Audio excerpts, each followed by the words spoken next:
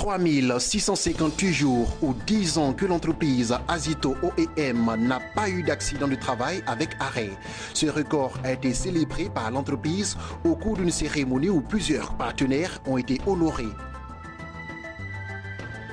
Les étudiants de l'Université du Mans ont repris le chemin des amphithéâtres. Cette rentrée académique 2017-2018 est placée sous le sceau de l'excellence et de la reconnaissance.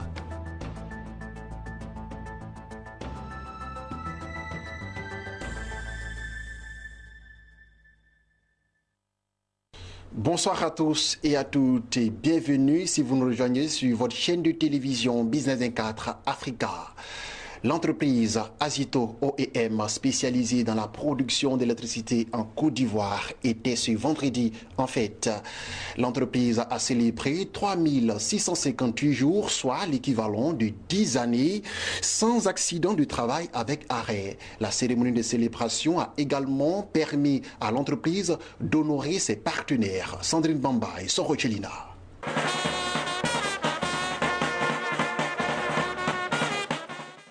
C'est fait. Azito ONM vient de relever l'un de ses défis majeurs, celui d'atteindre 3658 jours sans accident de travail avec arrêt, ce qui représente 10 années de bonnes pratiques sécuritaires. Un résultat qui mérite aujourd'hui d'être célébré.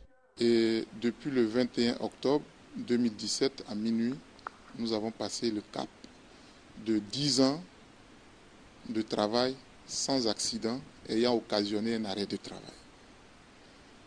10 ans, ce n'est qu'un chiffre, mais c'est un chiffre à 2 digits. C'est important.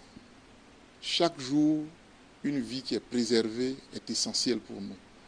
La sécurité devrait donc être célébrée chaque jour qu'une vie est gagnée, chaque jour qu'il n'y a pas d'accident du fait de notre travail.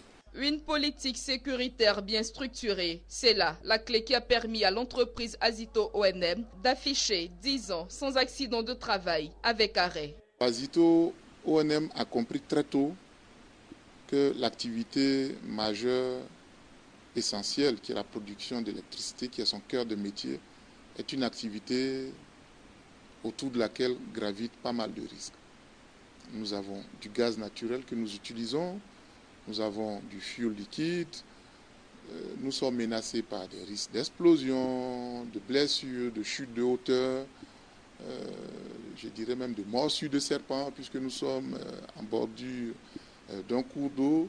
L'attitude est donnée à tout agent du site, qu'il soit de l'administration, de quelque service que ce soit, de reporter immédiatement à la hiérarchie, à la direction, au service sécurité, tout ce qu'ils constatent comme anomalie. Cette cérémonie de Azito ONM a été meublée par plusieurs activités, à savoir une séance de don de sang et la remise de certificats à plusieurs structures partenaires, sans oublier les anciens responsables de l'entreprise. À Soubré, les autorités administratives et politiques ont procédé le week-end dernier au lancement des travaux de réhabilitation du pont de la rivière Debo. Ce pont relie les départements de Guéyo et Soubré. Une action de la CIPEFI, la Société internationale de plantation et de finances de Côte d'Ivoire. Lawani Babatonde pour le commentaire. Le pont sur la rivière Debo, fermé pour travaux. Un sujet de joie pour les populations de Guéyo et de Soubré, car ce pont qui relie les deux départements était dans un état de dégradation très avancé, coupant en deux la région de l'Anawa. Pour une distance de 63 km, les usagers parcouraient 102 km pour allier les deux départements. Bientôt, ce ne sera plus qu'un vieux souvenir grâce aux travaux de réhabilitation du pont lancés ce week-end. D'un coût global de 100 millions de francs CFA, les travaux qui vont durer 45 jours ont été entièrement financés par la société CIPEFI, Société internationale de plantation et de finances. Vous comprenez que depuis bientôt plus d'1 an, la région de la Nawa, qui a son chef-lieu à Soubré, est coupée d'un de ses départements, qui est celui de Guéyo. C'est un handicap majeur pour les populations, pour les commerçants, pour tous les opérateurs économiques de la région, mais même pour l'administration qui ne peut plus apporter le message de l'État aux autres administrés. comment pouvez-vous imaginer que le préfet de Guéyo soit isolé de son chef-lieu de région? La CIPEFSI a donc décidé de venir au secours des populations.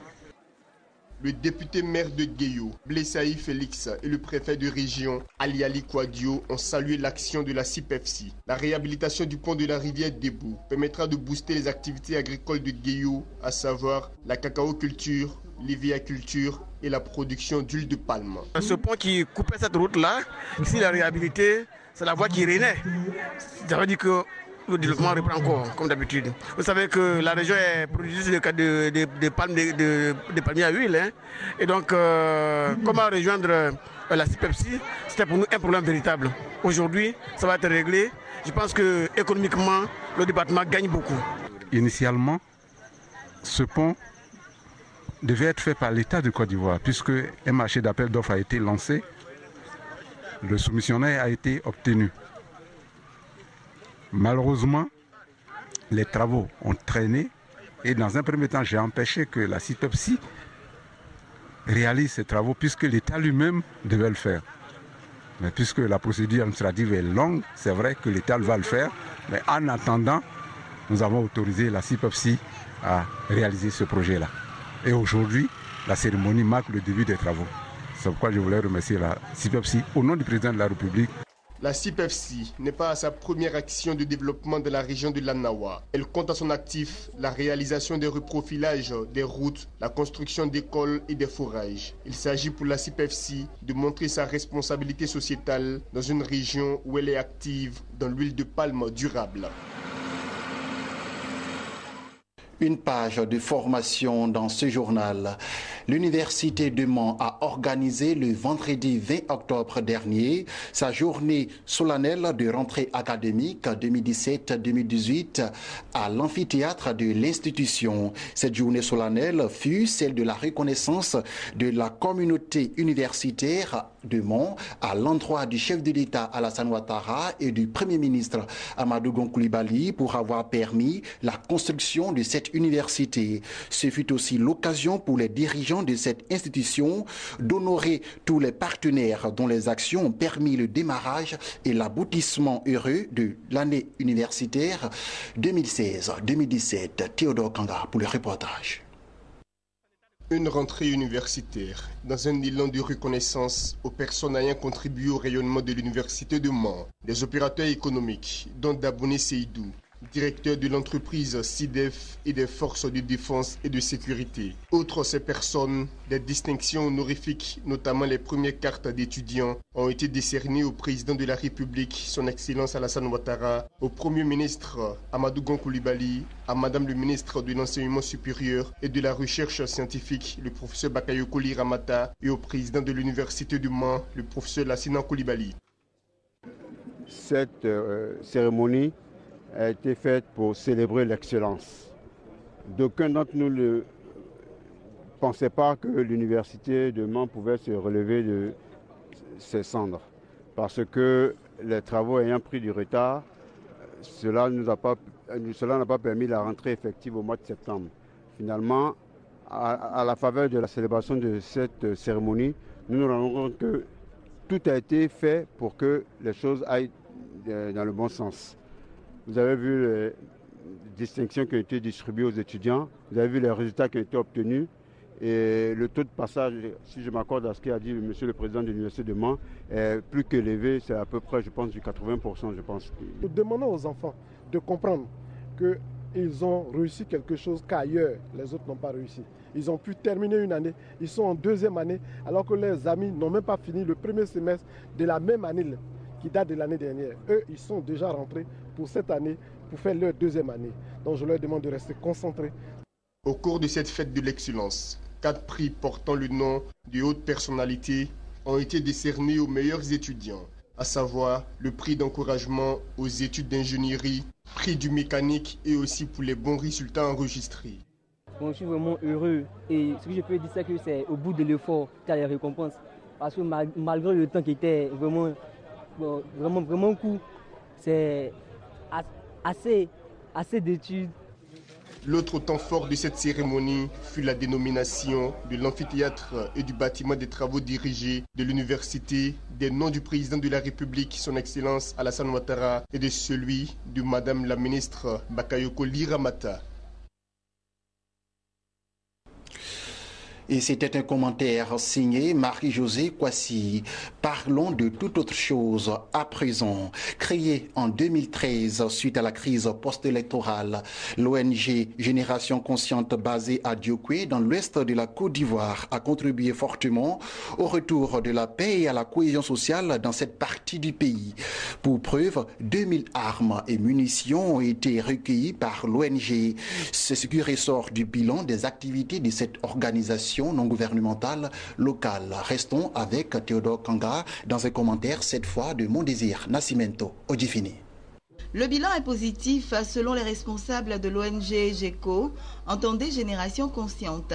2000 armes et des munitions ont été recueillies par l'organisation au cours de l'année 2016-2017, d'où la satisfaction de son président Shadrach Sompoï. Pour lui, l'ONG spécialisée dans la collecte des armes et des munitions dans l'ouest de la Côte d'Ivoire a pu atteindre son objectif grâce à l'appui d'organisations sœurs telles que la Comnat ALP.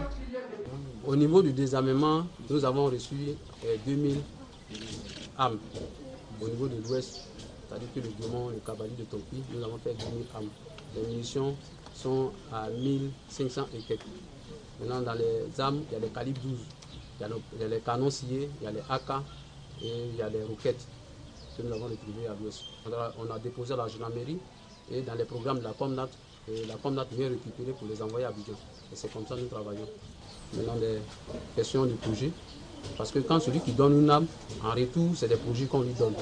Donc, il y a Razalao qui est aujourd'hui le représentant direct de la Comnat dans les projets, avec qui nous avons travaillé sur plusieurs projets installés à ce moment.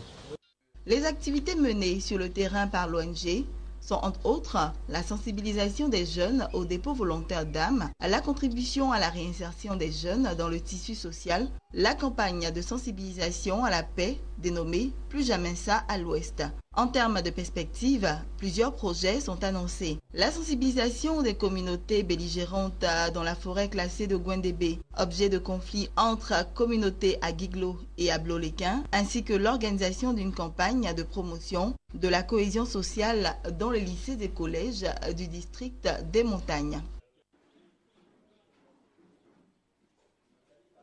Et puis rendons-nous maintenant en Tunisie où, selon un haut fonctionnaire gouvernemental cité par l'agence Reuters, le pays s'apprête à solliciter une garantie de prêt de 500 millions de dollars aux États-Unis. Cette garantie, la 4e, intervient au moment où la Tunisie se prépare à sortir en 2018 sur le marché international des capitaux. En 2018, la Tunisie aura besoin d'environ 3 milliards de dollars sous forme de prêts étrangers. Voilà. C'est la fin de ce temps d'information. J'étais très ravi de vous l'avoir présenté. Retrouvez Sandrine Bamba lundi 21h pour un nouveau temps d'information. Restez sur la chaîne de l'économie.